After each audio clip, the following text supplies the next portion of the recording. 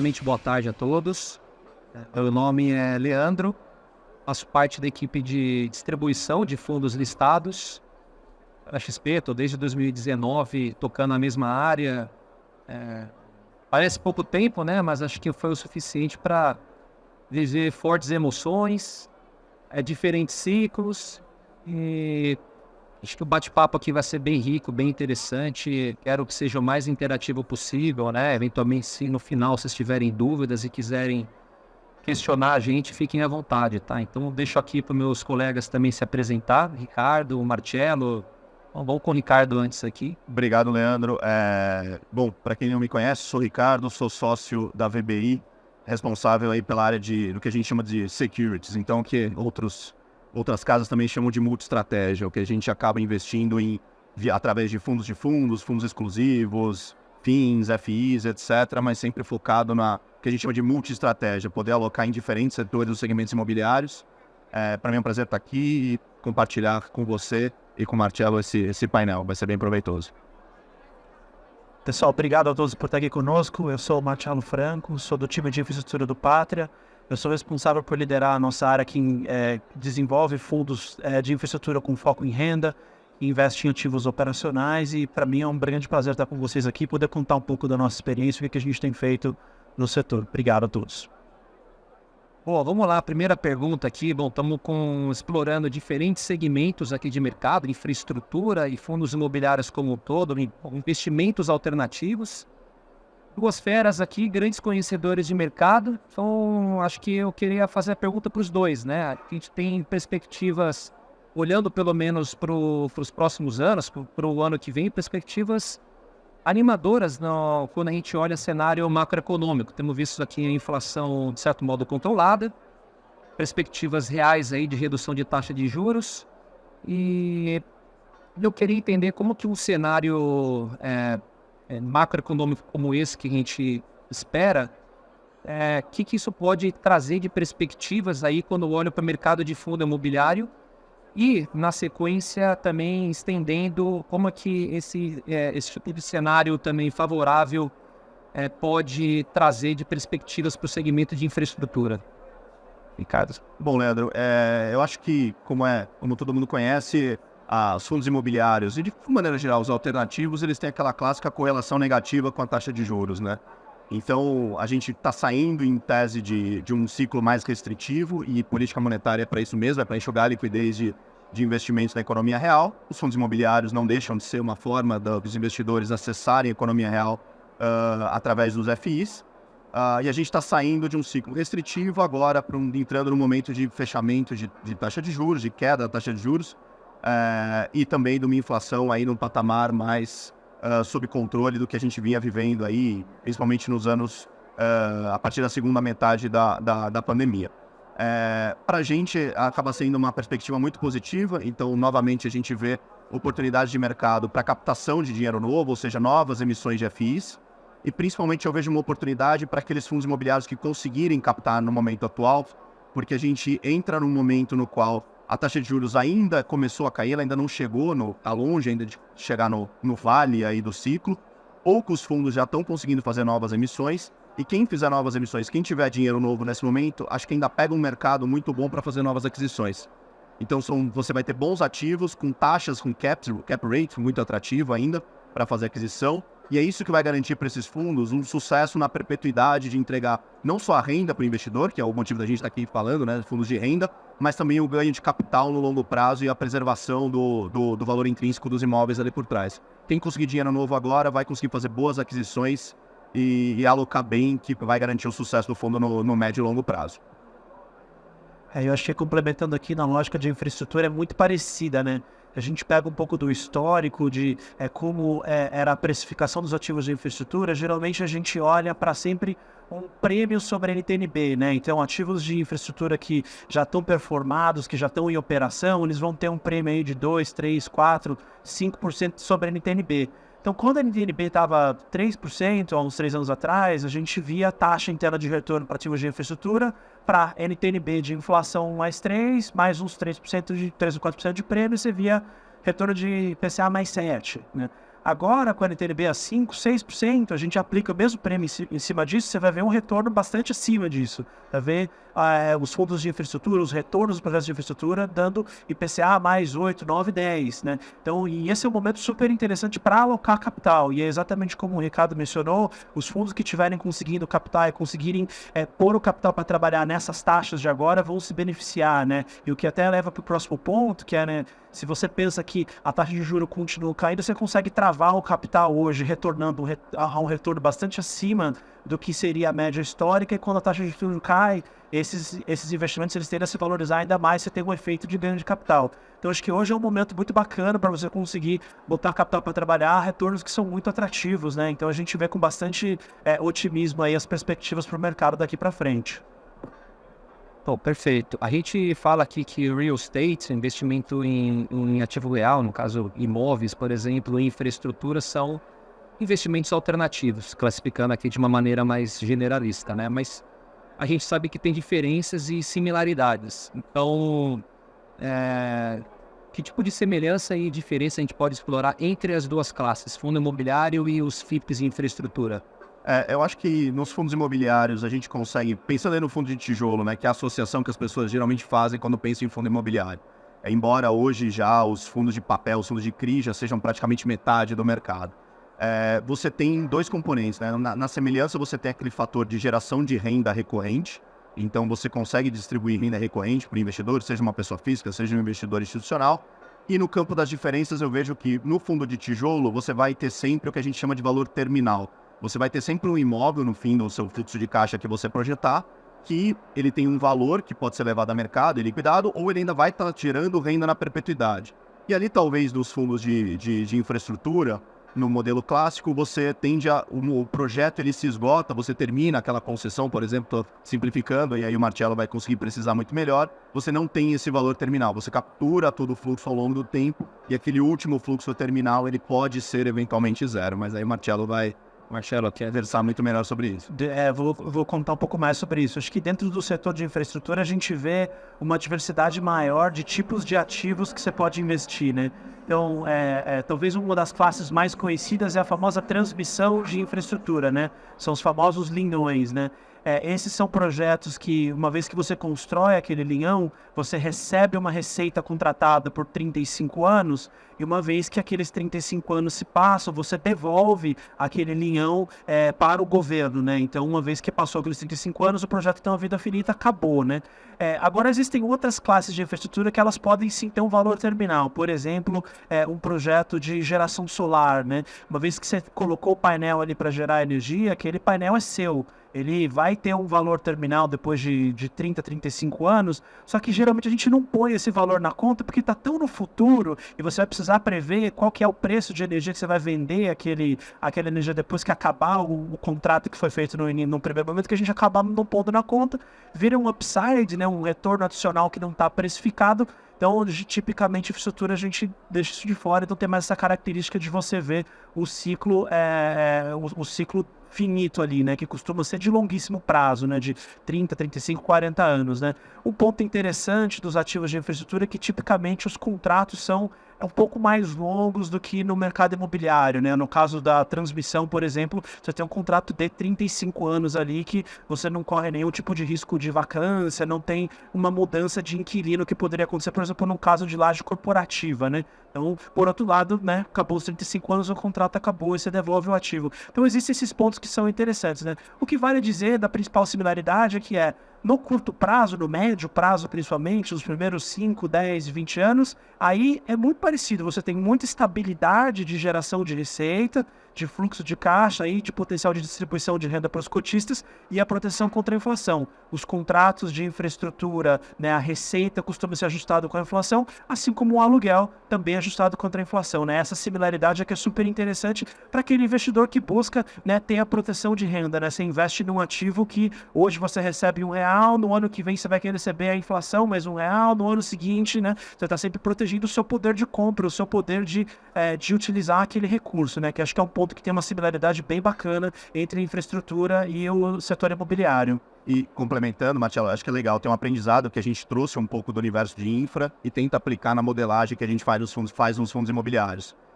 via de regra, você vai ver muita gente que modela fundo imobiliário com 10 anos. E aí o peso do valor terminal é muito grande. E aí você corre um risco de jogar muito com esse peso do valor terminal no seu valuation quando você está mirando o tiro. Então, assim, você mexe um pouco no cap rate de saída, tentar uma compressão, algo do tipo. A gente, muitas vezes, para testar a solidez do modelo, tenta levar ele para quase que uma estrutura de Project Finance, no qual eu não faço 10. Eu faço 20 ou 25 anos. Porque aí eu testo a minha modelagem assim, olha, o quanto eu vou conseguir, de fato, renovar meus contratos acima da inflação, ou eu vou conseguir, pelo menos, passar 100% da inflação ao longo do período. E o terminal velho, lá, do valuation como um todo, vai ser 5, 10% num cenário de 20 anos ou 25. Se você traz isso para 10, ele pesa muito e aí fica quase que tentador para quem está modelando e quer ter um viés otimista, é natural que todo mundo faça, seja investidor pessoa física, seja institucional, pesar nesse terminal velho. Então é um aprendizado que a gente trouxe do infra e tenta aplicar também no imobiliário. Tocou num ponto de valuation e conectando aqui com preocupações dos assessores, clientes. A gente viu a performance super positiva do IFIX no decorrer do ano, mais de 12% de valorização aí, isso pego de janeiro até hoje, em grande parte aí puxado pelos fundos de tijolo, principalmente. E aqui talvez eu trago também para o setor de infra, mas infraestrutura ainda tem mais oportunidade ainda do que dentro do universo de fundo imobiliário. Então, não acho que o bonde passou para o setor de infra, existem muitos fundos com a tira implícita super interessante, né?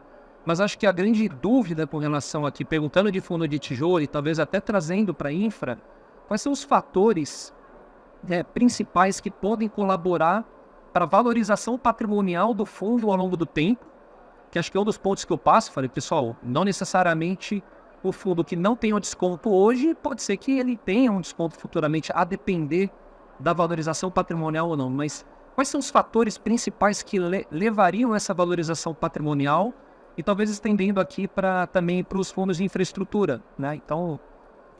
sem dúvida, Leandro, é um grande fator. Esse é o que a gente chama de fundamentos imobiliários. Primeiro é localização, que é uma coisa que aprendi com a Budi, é a única coisa que você não consegue mudar no imóvel, todo o resto você consegue. Aí você vai para características técnicas do imóvel, a versatilidade que ele tem para ser adaptado a outros inquilinos, etc. Por que isso é tão importante? Porque muitas vezes você vê fundos imobiliários ou, enfim, teses de investimento imobiliárias que são muito baseados naquele contrato de locação que existe. Então eu tenho um contrato de locação, por exemplo, de 10 anos, um grande varejista que tem um risco de crédito excelente, só que na medida em que o tempo vai passando, cada vez esse contrato está mais curto e o valor daquele contrato trazido ao valor presente é cada vez menor. E o valor do imóvel, às vezes é um imóvel que está no interior, é uma cidade secundária, terciária, é um imóvel não muito bom, pouco útil para outros inquilinos, ele vai perdendo o seu valor patrimonial. Uma história que a gente já viu muitas vezes nos fundos imobiliários. Quando você tem o fundamento da sua tese imobiliária no imóvel, pouco importa, obviamente, levando a um extremo, mas pouco importa o contrato daquele momento. Porque se aquele inquilino sair, eu consigo repor por outro, porque ele é um imóvel muito disputado, porque eu vou trazer um inquilino de um excelente risco de crédito também, como são, por exemplo, hoje as lajes que a gente tem na Faria Lima. No caso do PVBI, que é o flagship aí da VBI no segmento de escritórios, a gente passou a pandemia inteira sem 1 metro quadrado de vacância. Então, naturalmente, um imóvel desse tipo, quando você teve um inquilino que resolveu sair, você tinha 3 disputando aquela área e você teve ganho real de aluguel. Então, esse tipo de característica, a qualidade técnica dos imóveis, o fundamento imobiliário, é o que vai definir o crescimento do valor patrimonial no tempo. Eu acho que aqui, no caso de infraestrutura, cada classe de ativo ela pode ter uma dinâmica um pouco diferente, né? Então, eu vou até separar por alguns setores para ajudar a qualificar melhor qual que são os fundamentos, né? A gente olha, por exemplo, o setor de energia elétrica, principalmente geração e transmissão de energia, são setores que são ativos que eles já nascem muito bem contratados. Então, você sabe muito bem o que vai ser a receita daquele ativo pelos próximos 20, 30 anos, os custos são muito previsíveis, geração de caixa é muito previsível. Então, são ativos que o fundamento dele tipicamente não muda muito. Por outro lado, tem um elemento super importante do ponto de vista do ciclo de vida daquele projeto, né? Você tem um projeto que ele é recente, é um projeto novo, acabou de ser construído, no início da vida dele, você vai ter 2 elementos na estrutura de capital. Você vai ter o elemento de dívida, que foi o financiamento para aquele projeto, e você vai ter o elemento do equity, né, que são as ações daquele projeto. Se você está investindo nas ações daquele projeto, como quem recebe o primeiro fluxo de caixa é a dívida, e ao longo da vida esse projeto vai desalavancando, vai sobrando cada vez mais e mais fluxo de caixa para pagar dividendo para o acionista. Isso tem uma beleza muito interessante, porque um fundo que investe, por exemplo, no ativo de geração ou de transmissão, ele pode começar com um nível de dividendo um pouco mais baixo, mas tem uma tendência bastante significativa dele ir crescendo esse dividendo, até que no final da vida do projeto, quando ele já pagou toda a dívida, todo aquele fluxo de caixa só serve para pagar o dividendo. Então é muito comum que fundos de infraestrutura tenham essa característica de você ter um crescimento de dividendo no longo prazo, que é um elemento super bacana. Então esse é um ponto que vale a pena olhar, porque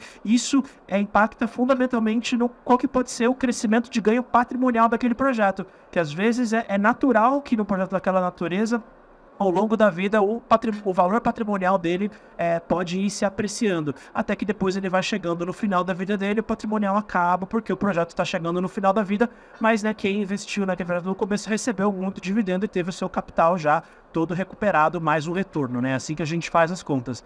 E do ponto de vista do mercado, como está hoje, a gente vê os fundos de infraestrutura bastante descontados entre o valor de mercado e o próprio valor patrimonial desses projetos, né, ou desses fundos, né. E isso principalmente no começo do ano, entre março e abril, foi quando a gente viu o vale do mercado. Os fundos de infraestrutura, principalmente os fundos de equity, tinham 30%, 40% de desconto contra o valor patrimonial. Os fundos de dívida tinham ali algo como 15%, 20% de desconto, e agora a gente já recuperou um pouco, mas ainda a gente vê na média os fundos de equity com 20% de desconto sobre o patrimonial. Os fundos de dívida já estão bem próximos da patrimonial na média, acho que já recuperou, né? Então acho que tem esse efeito que é bacana aqui, né? Tem um potencial ganho não só de valor patrimonial dos projetos, mas também do próprio desconto hoje, em que o mercado para a infraestrutura está bastante descontado.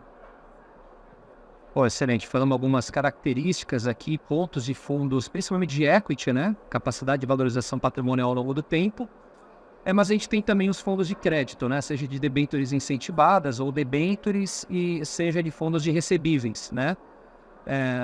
Quando eu converso dos assessores, a gente tenta, quer dizer, os assessores tentam classificar como high yield ou high grade, de maneira simplista.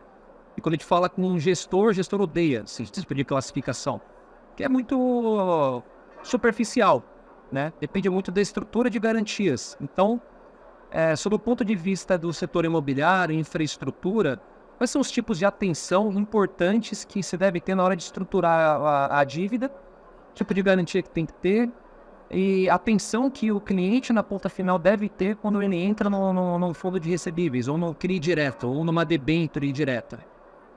Não, legal. Eu acho que isso é interessante até para o investidor, pessoa física que gosta de fundo imobiliário e gosta de fundo de CRI, entender, antes de mais nada, como é a cabeça de cada gestor. Então você vai ter gestoras que têm uma cabeça que começam para ter fundos de CRI, que começam analisando primeiro o risco de crédito da contraparte, para depois chegar no imóvel que é subjacente ali da operação. Na VBI, a gente é muito fundamentalista no imobiliário, então eu começo ao contrário. Eu vou analisar, por exemplo, todo o fluxo de caixa daquele projeto especificamente, que é o lastro do CRI e que é também a garantia do CRI. Então a gente começa isso e no final eu vou ver as garantias, por exemplo, o avalista, qual é o sócio, etc., como um acessório complementar à minha garantia mãe, que é o projeto que está gerando caixa para pagar aquele CRI. E aí a gente sempre se pergunta e analisa, e estressa modelo e etc., para chegar na seguinte resposta. Se tudo der errado, eu estou feliz em ser, por exemplo, feliz proprietário de 40 unidades de um imóvel desenvolvido pela Cirela em Moema, e depois eu vou ter que liquidar isso, e qual é o loan to value, né? Qual que é o valor de fato num cenário de estresse que eu vou ficar com todas essas unidades na mão, eu vou liquidar, às vezes, eu posso liquidar para pagar minha dívida a 12, 13 mil reais metro quadrado, numa região que está sendo negociado imóveis a 20, 22, 25. Então eu tenho uma gordura, um espaço que me deixa confortável para isso. Então, na nossa cabeça, a nossa visão é sempre assim, entender o risco de crédito do projeto que é subjacente e, no limite, entender que eu posso ter uma garantia ali na mão, que eu vou ter que ser responsável por executá-la e transformar em dinheiro para recuperar o meu principal. E na lógica de infraestrutura é muito parecido com o que o Ricardo descreveu, que é o segundo caso, né? Porque como os projetos são muito grandes e envolve um volume de capital muito grande, se um projeto dá errado, é muito difícil você ter um acionista que vai salvar aquele projeto ou que você consegue executar a garantia do acionista, porque às vezes o projeto é maior do que o próprio acionista. É um tema bastante relevante. Então, para olhar para a qualidade de crédito que é dada para o projeto de infraestrutura, você tem que olhar para o projeto, assim, não tem escapatória para que isso seja feito, né? E para nós, o que é fundamental quando você vai olhar a qualidade do projeto é que você tem que entender, qual que é a qualidade dos contratos que geram a receita daquele projeto, porque acho que esse é o ponto mais importante, né? O que nós aqui no Patra, a gente gosta muito de fugir do tema é um projeto que ele não tem a visibilidade da receita, né? Eu vou construir uma usina de geração de energia, mas eu não tenho contrato de venda ainda. Eu vou vender energia conforme as coisas forem acontecendo e torcer para que o preço esteja alto, torcer para que alguém queira comprar. A gente foge muito desses casos. Eu quero ver um caso em que eu tenho ali 70, 80, 90, 100% da energia vendida e eu vou saber quanto é que vai ser a receita e aquilo lá é suficiente, né, para retornar o capital que está sendo investido, seja para pagar a dívida ou seja para dar um retorno para o acionista também, né? E um outro ponto que é super importante também é a gente olhar, principalmente no investimento de projetos que ainda não foram construídos, você está dando dívida para construção, entender como esse projeto foi estruturado, né? Porque a construção de projetos de infraestrutura tende a ser bastante complexa, em que você é uma construção muito mais técnica, ela envolve o licenciamento ambiental, ela envolve aprovações regulatórias, e tudo isso tem que estar muito bem feito desde o começo. E se esses passos não são dados da maneira adequada, enquanto o projeto está sendo estruturado, se você deixa para resolver conforme a construção está acontecendo, depois que o capital foi desembolsado, a chance daquele capital ter problema é grande. Então, para nós, a gente gasta muito tempo pensando em como é que você estrutura e desenvolve o projeto antes de fazer qualquer desembolso. E tanto é que para algumas classes de fundos que a gente desenvolve, a gente não toma risco de construção. Eu só invisto em projetos que já estejam operacionais, em que essa fase inicial já passou, porque a gente não gosta de tomar esse risco, né? Então, acho que é sempre importante olhar para como é que esse projeto foi desenvolvido. E isso tem que ser feito ali no caso a caso, né? Aí é daí que vem o trabalho do gestor, né? A gente é pago para isso, a gente é pago para ir lá e olhar e entender quais são os projetos bons e quais são os projetos que não são tão bons para a gente alocar só naqueles projetos que de fato merecem o capital porque foram bem desenvolvidos, né? Para a gente esse tema é fundamental. A gente tem um universo de investidores enormes, né? Investidores gerais, né? Os investidores qualificados, que têm mais de 1 milhão de patrimônio, e investidores profissionais. E para cada tipo de investidor, você tem produtos que só podem ser acessados por um deles, né? Tanto em fundo imobiliário quanto no setor de infraestrutura. Uma pergunta aqui é que tipo de particularidade, que tipo de classe de fundos você não tem o acesso do público geral e apenas ali um qualificado? Como que o investidor geral conseguiria entrar no veículo ali qualificado ou profissional, por exemplo? E dentro da classe também de infraestrutura, dos diferentes veículos, também essa diferenciação aí de fundos que podem ser público geral e fundos que são direcionados mais para qualificados. Não, legal. Na VBI, a gente tentou endereçar isso através dos nossos fundos de fundos. Então, a gente entende que a gente consegue, pela expertise da casa, etc., fazer uma gestão profissional de uma carteira de fundos líquidos. Então, que a gente pode até falar de fundos óbvios, que o próprio investidor, pessoa física, tem acesso ali no home broker, às vezes podendo comprar 1 ou 2 cotas. Então, a gente consegue oferecer uma expertise na gestão dessa carteira. Mas a gente entende também que é possível, através dos fundos de fundos, e outras casas também fazer isso muito bem, dar acesso para esse investidor, pessoa física, a produtos para investidor qualificado e profissional. Então, a gente consegue endereçar tanto a questão do acesso, por ele ser um ticket mais alto, ele entra através do fundo de fundos. Então, a gente chegou a ter, por exemplo, 1/3 da nossa carteira no passado entre CRI, que geralmente é um produto, mas, salvo exceções, que é para o investidor qualificado e profissional, e outros fundos imobiliários que também são para qualificado e profissional. Ou também, e resolve a questão da liquidez, porque geralmente esse tipo de ativo ele é mais ilíquido, você não tem tanta liquidez na bolsa, naturalmente, porque ele está restrito a um público muito menor, e ele consegue, através de um veículo líquido, que é um fundo de fundos, ter acesso a esse produto. Já no setor de infraestrutura, existem 2 classes de fundos que dão acesso para o investidor pessoa física aos ativos de infraestrutura, né? Primeiro, a gente tem os fundos de crédito, os fundos de dívida, são conhecidos como os fundos FIINFRA. Esses fundos, por definição e por regulamento, eles só podem investir em debêntures de infraestrutura, e são fundos que eles dão acesso a debêntures que não necessariamente um investidor, pessoa física, teria acesso, tá? Às vezes é uma debênture que a emissão emissão dela foi feita só para o investidor qualificado ou só para o investidor profissional, se o FII Infra compra aquela debênture, quem comprar a cota daquele FII Infra vai ter acesso àquela classe de ativo, né? E aí é bastante importante que esses FII Infra são bastante diversificados, né? Então quando você compra uma cota de um FII Infra, você está comprando indiretamente, né, algumas dezenas de debêntures que criam aí um portfólio diversificado de debêntures de infraestrutura para o investidor que investe nessa classe de produtos, tá? E aí existe, só para terminar, né, o FII Infra, então se a gente tivesse que fazer um paralelo talvez com os fundos imobiliários, ele é equivalente a um fundo de papel, tá? Que é um fundo que só faz crédito, né? No nosso caso aqui só faz debênture, né? E aí existe uma segunda classe de fundos, essa classe é só para investidores qualificados hoje, inclusive existe até uma regulação, uma discussão regulatória de abrir isso para investidor não qualificado, né? Mas hoje está aberto só para investidor qualificado, que é o FIPE, é um FIP de infraestrutura. É uma classe de fundos que é bastante atrativa porque ela é isenta não só do ponto de vista que as distribuições e os dividendos são isentos, mas qualquer ganho de capital também é isento. Então, do ponto de vista tributário, é super atrativa. E essa classe de fundos ela é onde tipicamente os gestores investem em equity, né? Investem em ações das empresas, tá? Aí essa classe de produto ela tende a ter uma característica em que o retorno costuma ser um pouquinho mais alto, existe um pouquinho mais de volatilidade também para os fundos listados, e é uma classe que hoje particularmente está bastante descontada no mercado secundário da bolsa, tá? Então existem essas duas classes para infra, né? Para o qualificado o FIPE e para o investidor em geral existe o FII Infra, que dá acesso aí às debêntures de infraestrutura. Eu vou perguntar de riscos associados a cada um dos tipos de veículos de investimento, né? Se a gente abre prospecto e lê a parte de risco, você não investe, esquece. Sim. Mas acho que é legal tocar nos principais pontos de risco aqui, importantes aqui, quando a gente fala de fundo imobiliário, temos pontos principais, riscos ali envolvidos quando a gente olha para o segmento de infraestrutura. Eu acho que no fundo imobiliário você tem que considerar sempre os riscos associados ao risco de crédito, e isso vai desde o fundo de tijolo, que aí isso vai derivar para uma inadimplência daquele contrato. Você tem o risco de crédito também diretamente nos fundos de papel.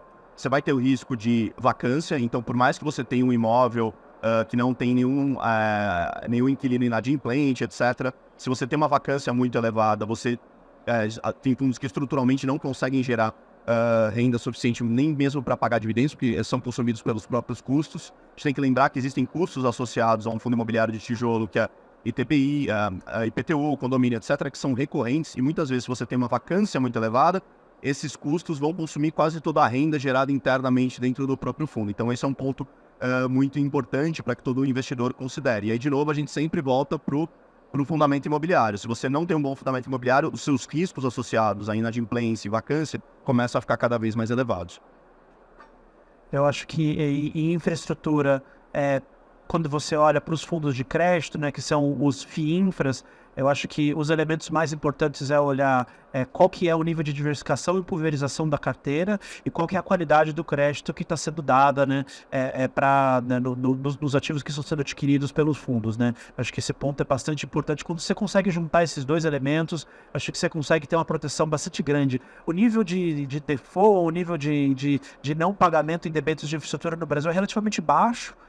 O nível de recuperação é alto, então esse é um ponto bastante interessante. Então, se você consegue diversificar bem ali, mesmo que você tenha um problema com o outro ativo ali, o impacto para o investidor acaba sendo muito baixo e mais do que compensa o retorno que essas debêntures trazem para o investidor, principalmente por serem isentas de imposto de renda, né? Já para os fundos de equity, eu acho que o mais importante é o investidor, de fato, olhar para qual que é a carteira de ativos dentro de cada um dos fundos, dentro de cada um dos produtos, né? Porque você pode ter, né, um ativo, por exemplo, da linha de transmissão, que é super contratada, super previsível, e você consegue ter um risco um pouco mais baixo, ou você pode, eventualmente, ter investido numa classe de ativo que depende, por exemplo, de crescimento da economia, de volume de carga transportada, que pode ter um elemento que talvez aquela receita não seja tão contratada e aquele retorno não seja tão previsível quanto se espera. Né? Eu acho que esse é um elemento bastante importante que vale a pena levar em consideração, né? Então, um fundo que eventualmente tem de tudo um pouco e tem uma carteira bastante diversificada com vários projetos dentro dela, acaba mitigando bem esse elemento e faz com que você mitigue bem o risco do investimento nesses diferentes projetos de infraestrutura. E o Marcelo me fez lembrar também de um ponto interessante, né? Falando muito sobre diversificação. Como a gente está num momento de transição nos fundos imobiliários. Então, se você olhar para trás, você tem muitos fundos daquele vintage mais monoativo, muitos deles monousuário, com gestão passiva, etc. E aí você tem um grande grau de concentração de risco, tanto no número de ativos quanto na quantidade de inquilinos, para um cenário no qual a gente já trata quase que cada fundo como uma property company. Você vai ter fundos que vão ter 10, 15, 20 imóveis lá dentro, um total de inquilinos de 30, 40, então aí você consegue trazer de grau de diversificação muito mais elevado, no qual esses riscos associados de vacância, inadimplência, risco de crédito, etc., acabam ficando muito mais pulverizados lá dentro e descorrelacionados. Pessoal, a gente está chegando no fim aqui, temos menos de 1 minuto. Eu gostaria de fazer uma última pergunta. Acho que vamos mudar um pouco aqui o perfil da última pergunta. Acho que você, Marcelo, explorou bem as diferenças principais entre os fundos aí de crédito, né, debentures e particularidades de fundos aí de equities, né, os FIPEs. Mas acho que uma pergunta que eu recebo recorrentemente é: por que fundo de infraestrutura o rendimento é chamado de amortização e não de dividendo, igual o fundo imobiliário, né? Que o cliente acha que o fundo está sendo amortizado. Acho que o seu fundo vai terminar depois de um prazo. Eu falo, não, pessoal, isso daqui acho que é uma questão regulatória, mas eu queria explorar um pouco melhor, que é uma dúvida que a gente recebe recorrentemente. Essa é uma boa pergunta, Leandro, e eu sempre estou explicando esse ponto e ele é super relevante, né? Porque, particularmente nos FIPs de infraestrutura, o FIPE, por um tema de que é a definição contábil e, por sua vez, a definição regulatória, toda e qualquer distribuição que o fundo faz é classificada como amortização de cota. Muitos gestores até falam, olha, essa distribuição aqui, na minha conta gerencial, parte dela é amortização, parte é dividendo e tal, mas do ponto de vista regulatório e contábil é sempre a amortização, tá? Esse é um tema de como o regulador definiu. Isso não significa que eu estou amortizando meu investimento e que a partir dali eu tenho menos capital investido, tá? Uma vez que o fundo é dono de uma usina, ele vai ser dono daquela usina para sempre, a não ser que o fundo venda aquela usina. Então, todo dividendo, toda distribuição, toda distribuição de um FIP de infraestrutura, ela vai ser chamada de amortização, mas é puramente a nomenclatura. E qual que é a beleza desse termo como um todo? Porque eu entendo por que as pessoas perguntam isso, né? Porque quando você faz o paralelo com o fundo imobiliário, se um fundo imobiliário te faz uma amortização, você precisa recalcular o teu valor médio de aquisição da cota. Porque quando você estiver declarando imposto de renda, se você vende aquela cota, você tem que falar assim, olha, eu vendi a cota por X, o meu valor médio era Y, então eu tive um potencial ganho de capital aqui que vai ser tributado. A beleza do FIPE é que nenhum ganho de capital é tributado. O FIPE, o ganho de capital dele é 100% isento, então não tem necessidade do investidor ficar calculando o custo médio. O custo médio do investidor é aquilo que ele pagou, independentemente do fundo ter feito qualquer tipo de amortização no meio do caminho. A gente sempre gosta de deixar isso bastante claro para os nossos investidores para não se preocuparem com esse tema da amortização de cota, de amortização de cota de um fundo de infraestrutura, porque é só uma nomenclatura, é só um tema regulatório. A nossa distribuição é uma distribuição de dividendo de fato, tá? O ativo ele continua lá gerando renda para o cotista no longo prazo. Boa. Pessoal, a gente estourou um pouco o tempo, mas como eu disse no começo ali, se eventualmente alguém tiver alguma dúvida, quiser fazer alguma pergunta aqui, afinal, fiquem à vontade. Então, estamos à disposição. A gente explicou bem, né? Não sei, mas alguém chamou? Não? Bom, pessoal, então se não tiver dúvida aqui, queria agradecer o convite, né? Ju, time Pátria, VBI, agradecer ao Marcelo, agradecer ao Ricardo aqui, referências aqui nos segmentos aí, na gestão dos diferentes segmentos que atuam. Todo mundo aqui também participou aqui, assistiu, e é isso, pessoal. Um ótimo resto de dia para todos aí.